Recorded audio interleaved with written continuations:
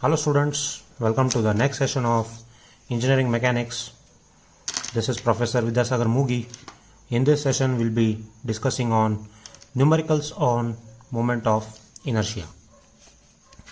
So in the last part we discussed on what is moment of inertia, what is radius of gyration, how to arrive at the mathematical relation of finding moment of inertia about the centroidal axis. We also derived the moment of inertia of some geometrical shapes, that is important geometrical shapes. So in this video I'll be taking up numericals on moment of inertia. So before this problem I have given some of the formulas of finding out moment of inertia about the centroidal axis for different geometrical shapes. So refer those formula table for your future references for solving the problems on moment of inertia. Okay, so firstly I'll discuss what are the steps involved or the steps to approach the problems of moment of inertia. So moment of inertia is also called as the second moment of area. As you know, we also call it as the second moment of area. So as I said, we have to find out the moment of inertia about the centroidal axis, that is the centroidal point G. So moment of inertia is always acting about the centroid of the object. What you see in front of you is an I section whose dimensions are, this top flange is of 400 mm, this thickness is 50 mm, this particular height is 600 mm, this particular height is 600 mm, this is 75 mm, and this is the thickness of the web is 50 mm. Now, and this bottom flange is 200 mm. Now we need to find out the moment of inertia about the centroidal axis, that is the moment of inertia about x-x axis and moment of inertia about y-y axis. So the question what you will get is, find the moment of inertia of a given figure about the horizontal axis and vertical axis. If they this is one way of asking the question, or they may also ask, find what is the polar radius of gyration or what is the polar moment of inertia of a given figure. When I say moment of inertia, then it simply means it is either with respect to x-x axis or with respect to y-y axis. When I mention in specific moment of inertia about z-axis, or if I can also call it as polar moment of inertia, which is nothing but it is moment of inertia about z-axis, right? When they ask you to find out polar moment of inertia, that is moment of inertia about z-axis, you have to find out what is moment of inertia about x-axis and what is moment of inertia about y-axis. So for this given figure, the steps are somewhat similar to centroid. Up till finding x bar and y bar, the steps involved in problems of moment of inertia are also same up till finding the centroid of the figure. Right, what we do is, for a given figure, what is the first thing we do? We have to place the reference axis for a given figure such that it falls in the first quadrant. So this given reference axis, I will mark them as reference axis 1, 1. This 1, 1 reference axis is parallel to x-axis. And this reference axis 2, 2 is parallel to y-axis. This x-axis and y-axis are the symmetrical axis which are passing through the CG of the object, whereas these purple lines are the reference axis which are placed such that it is placing the object in the first quadrant. Now this is 400 and this is 200. Now see that when I have drawn the line, because this is 400 which is bigger than 200, this is the gap that is provided. Now what is this distance? We will calculate later. What is the regular routine that we do after knowing or placing the object in the first quadrant. The next step what we do is we need to subdivide this figure into known geometrical shapes. Now how many shapes I can divide this figure into? I can divide this into 3. So I'll mark this as 1, this as 2 and this as 3. Now how 1? So what I'll do is I'll join this. So this has become one rectangle. Then if I join this has become second rectangle and this has become third rectangle. Now once I divide this 3, what will happen? All these 3 are formed into known geometrical shapes. So this has become one rectangle, this has become one rectangle, this has become one rectangle. Now what I'll do is I'll place them like this.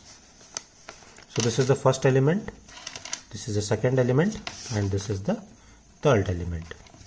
Now when I divide them into 3 pieces or 3 shapes, 3 different parts, each element has its own area and each element has its own centroid.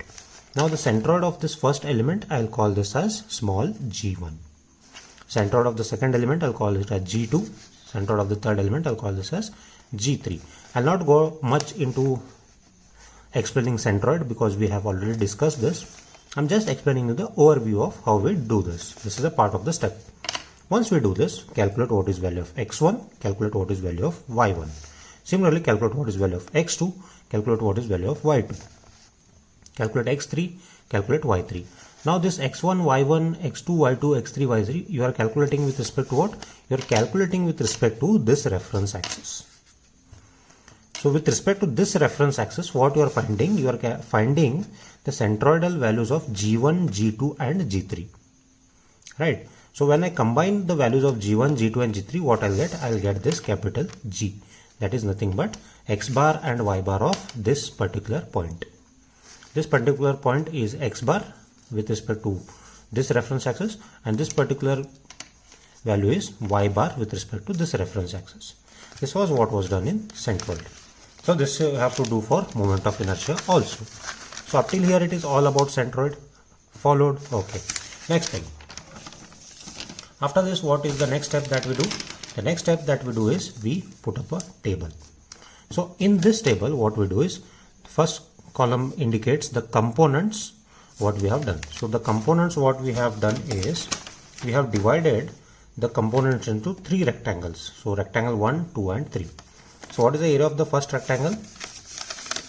So area of the first rectangle I have shown here again. So it is 400 by 50. So that area I have written here. Rectangle 1 400 by 50. Likewise rectangle 2 50 by 600. 3 it is 200 by 75.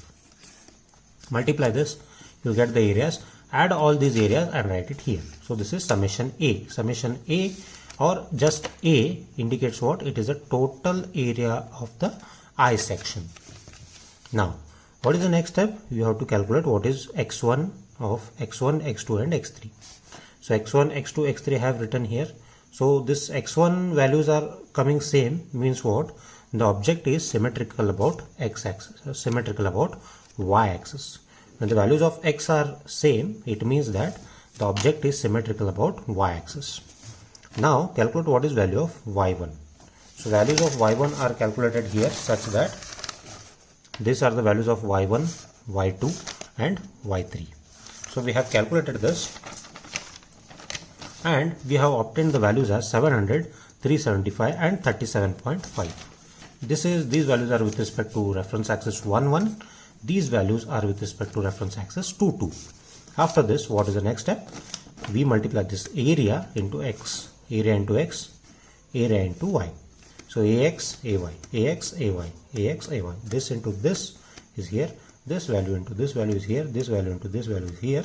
Similarly, area into y is here. Area into y is here. Area into y is here.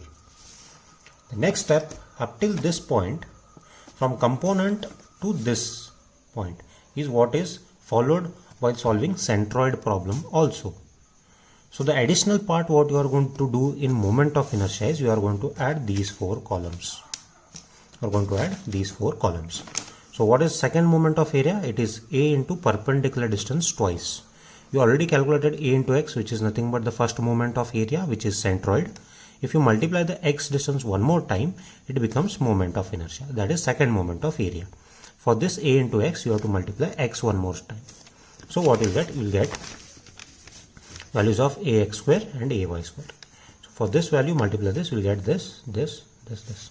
So do this and get summation ax square and summation ay square. Okay, so this is easy.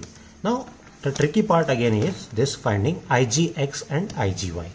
Likewise, when the objects were divided into three parts, those objects, as I said, have their own centroid. Likewise, those objects will also be having their own moment of inertia. Those objects will be having their own moment of inertia. Like how we calculated centroid for each object, that is, this object is having its own centroid, this object is having its own centroid, this object is having its own centroid. In the same line, these objects will also have their own moment of inertia about this centroidal axis. Now what we have to do is we have to calculate the moment of inertia of this rectangle, moment of inertia of this rectangle, moment of inertia of this rectangle about both x-axis and y-axis. Now how we do that, we'll see here. Now just check this figure. Now I'll consider this figure whose width is 400 and depth is 50. Now what is the value of finding Ixx for rectangular element? We derived from the derivation, it is BD cube by 12. Right, it is Ixx. Similarly, what was Iyy? It was DB cube by 12. These are the formula to find moment of inertia of the rectangle about its centroidal axis. Now this is CGG1, this is x-axis, this is y-axis of this rectangle. B is 400, D is 50. Now, one thing you remember, how to remember which formula to use when. When I say moment of inertia about Ixx, when I say moment of inertia about Ixx, now I am finding moment of inertia about this line, parallel. So this x-axis is parallel to what? B. Now when I am finding moment of inertia about x, the first value that you are going to consider here is should be parallel to x-axis. Now I am finding moment of inertia about x, so I am going to write the first figure which is parallel to x. Which is that value that is parallel to x? It is 400. So 400 means what? It is B. So it is B first. Now what is the value that is perpendicular to x? This is x. What is the value that is perpendicular to x? It is 50. So what I'll do is I'll write into 50 cube divided by 12. So we'll get what is the answer of this. Okay, we'll calculate answer later. Now similarly, on the same hand, when I want to calculate what is Iyy. Now Iyy means what? This is the y-axis. Now when I'm calculating value of Iyy, what is the first thing that is parallel to y-axis? Now 50 is parallel to y-axis. So what I'll write? I'll write 50 first. Now what is the value that is perpendicular to y-axis? For y-axis, value that is perpendicular is 400. So I'll make 400 cube divided by 12. So this is Iyy and this is Ixx. Did you understand why it is BD cube by 12 for Ixx and why it is BD cube by why it is DB cube by 12 for Iyy? So this is the reason. So this is how you remember the trick. Now coming to this. Now what is the width of this? This is B. B is 50 here and D is 600. Now this is B, this is D. This is also rectangle, but B here is 50 and D here is 600. Now, can you try this? Ixx, what should be the value of Ixx? Now for xx, what is parallel? It is 50. So I'll write 50 first into. For xx, what is perpendicular? 600. So I'll make 600 cube divided by 12. So is this of the form BD cube by 12? Yeah. So this is Ixx.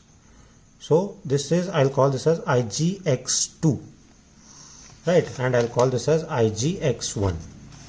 And this is IGY1. So this is IGX2. Similarly, I'll call this as IGY2. So IGY2 will be what? It is 600. So for Y, 600 is parallel. For Y, 600 is parallel. So 600 into 50 is perpendicular to Y. So this is 50 cube divided by 12. So I'll get IGY2. Now for the third element, what is IGX3? Now this width is B is 200 here and D is 75. mm and mm. Now when I say IGX3, for XX what is parallel? 200. 200 is parallel, so I'll write 200 first. Perpendicular is 75 cube divided by 12. So this is IGX3. Similarly, IGY3. IGY3 is what? 75 into 200 cube divided by 12. So we have to calculate what are the values of these. So 400 into 50 cube divided by 12. So when I type 400 into 50 cube by 12, I'll get answer in this form. So what you have to do is you have to press this ENG button. So when you press that ENG button, you will get the value in terms of this, right? So I'll show once again. When I type 400 into 50 cube divided by 12, so I'll get, so decimal point is here. So I should press this engineering ENG button. What will happen? It is showing in terms of 10 to the power. So since the values are bigger, you can write in this form. So it is 4.16 into 10 to the power 6. The unit is mm raised to 4. Similarly, I will calculate for the other one. So I am getting this as 266.67 into 10 to the power 6. So I will calculate IGX2. So it is 50 into 600 cube divided by 12. So I am getting this as 900 into 10 to the power 6. Similarly, 600 into 50 cube divided by 12. So I am getting this as 6.25 into 10 to the power 6. Then I will calculate IGX3. So it is 200 into 75 cube divided by 12. So this is 7.03 into 10 to the power 6. So 75 into 200 cube divided by 12. So this I am getting 50 into 10 to the power 6. Now that I have calculated what are the values of IGX1, IGX2, IGX3, IGY1, IGY2 and IGY3. So what I am going to do here is I am going to write here the values, those respective values. So IGX1 is 4.16 into 10 to the power 6. Then this is 266.67 into 10 to the power 6. You can do this table a little bit wider so it can accommodate those powers. Similarly, this is 900 into 10 to the power 6 and this is 6.25 into 10 to the power 6. Then similarly 7.03 into 10 to the power 6 and this is 50 into 10 to the power 6. Next step is you have to multiply summation IGXX and summation IGYY. Now power are same, so it is 4.16 plus 900 plus 7.03. So you are getting this as 911.19 into 10 to the power 6. Similarly, right, 266.67 plus 6.25 plus 50. So I am getting this as 322.92 into 10 to the power 6.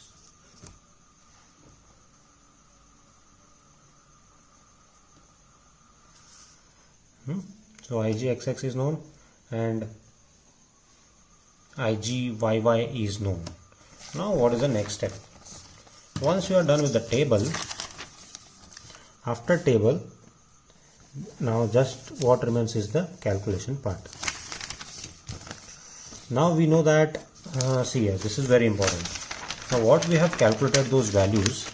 So how did we find this value of G? This value of G was obtained by taking this reference axis. So value of G is with respect to what? This reference axis. So when I have calculated value of G with respect to reference axis, obviously the values of G1, G2 and G3 are also what? They are with respect to the reference axis. So in order to obtain the moment of inertia about this G, I cannot directly approach, because I have taken all the references or the values of this G with respect to reference axis. So what I should do is I should first find the moment of inertia about this reference axis 1 1 and 2 2. So what I'll do here is I'll calculate the value of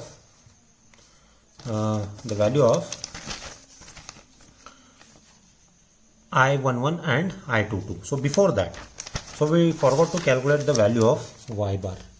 So value of y bar, how will you calculate? How will you calculate value of x bar? It is summation a into x divided by summation a. So summation a into x divided by summation a you will get as 200 mm. So you can try it. Then similarly, summation y bar is summation a into y divided by summation a. Summation a into y bar is a into x and a into y we have done here already. So you have to calculate summation a into x and you have to calculate what is summation a into y. And we know what is total area here, it is 65,000. So summation a into y divided by summation a, doing that you will get this value as 397.07 mm. So value of x bar is 200, value of y bar is 397.07. After this, so I should calculate what value of I11 now. So I11 is unknown. So how I can calculate that value of I11?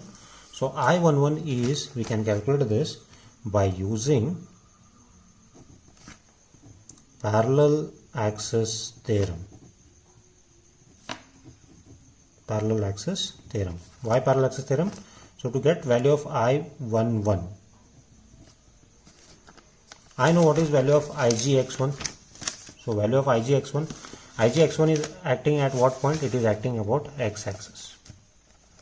So if I take the moment of all this, so where I'll get, so if I add summation IGX x plus summation a into y square. Why summation a into y square? Because I am calculating moment of inertia about this reference axis.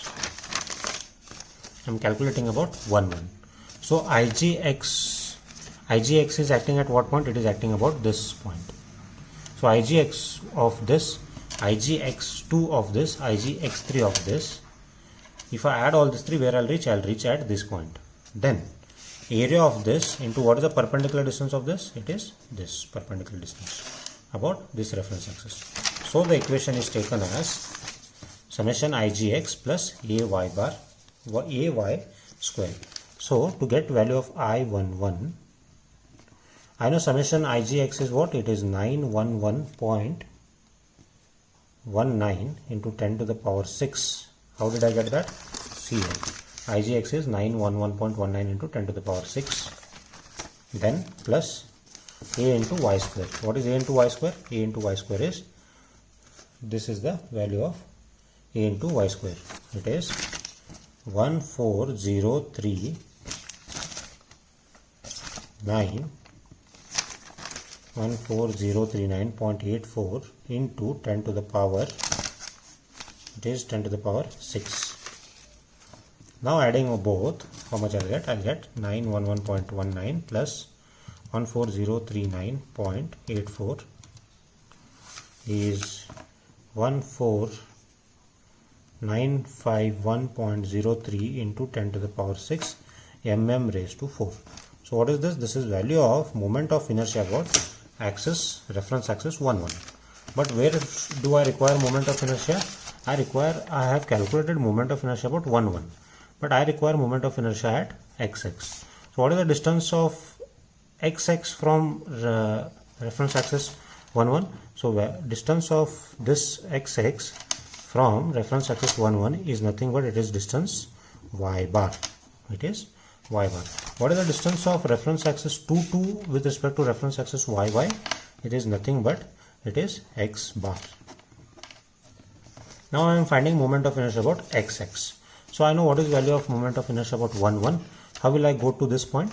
So again I will make use of using parallel axis theorem. So I will make use of parallel axis theorem. So parallel axis theorem, what is parallel axis theorem? It is I11 is equal to Ixx plus Ay bar square. This is what is the definition of parallel access theorem. So I know what is value of I11. It is what? 14951.03 into 10 to the power 6. Do I know what is Ixx? No, I don't know what is Ixx. So I'll keep this as unknown. Plus, what is the total area? It is 65,000. How did I get 65,000? See here. This is total area. And we have calculated what is Y bar. What is value of Y bar? It is 397. So 397.07 whole square. What is unknown? So it is Ixx is unknown. So it will be 14951.03 into 10 to the power 6 minus 397.07 whole square into 65,000. So we get value of Ixx as 4.6 into 10 to the power 9. Unit is mm raised to 4. Unit is mm raised to 4. Similarly, I should calculate what is Iyy now. So again, using parallel access theorem, I know that I22 is equal to what? Summation Igyy plus summation Ax square. Now for 22, for this reference axis 22, y is parallel. So I am again applying parallel access theorem. So I will calculate what is moment of inertia about 22. So moment of inertia about 22 is what? Igy. What is value of Igy? Igy is 322.92 into 10 to the power 6. So Igy is 322.22 into 10 to the power 6 plus what is Ax square? Ax square is 2600 into 10 to the power 6. It is 2600 into 10 to the power 6.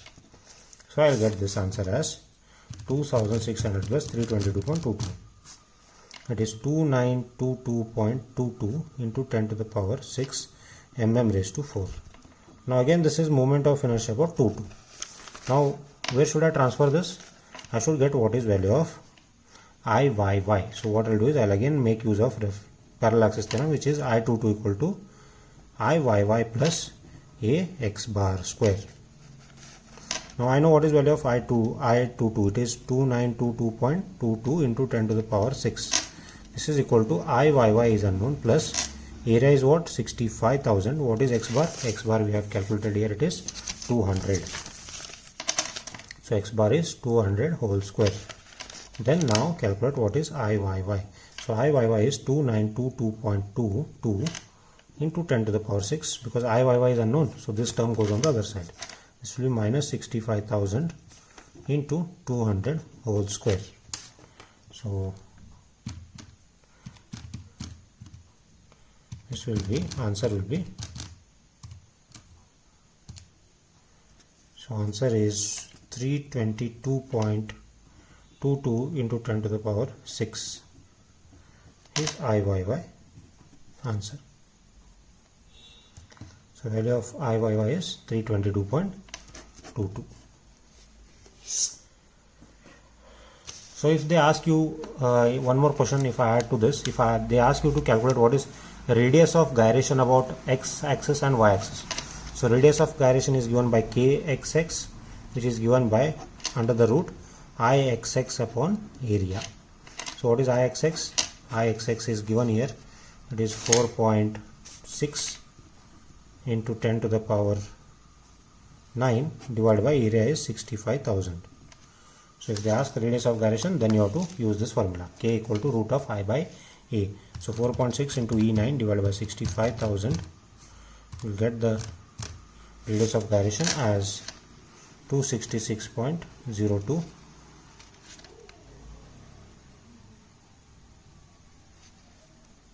mm. So this is how we approach the problems on moment of inertia. Hope you understood this. So take up the example as a homework. So this will be the assignment for you. So this is a C section, this is top flange, this is bottom flange, this is the web, whose dimensions are 300, 300, 100, 100 and 800. So in this problem you have to calculate moment of inertia only about horizontal axis. Only about horizontal axis means what? You have to calculate only Ixx. calculate what is Ixx. Similarly, this will be one problem where this is the T section. You have to calculate only what is the moment of inertia about vertical axis. When I say vertical axis means what? You have to calculate moment of inertia about y axis. So this will be the assignment for you. Thank you very much.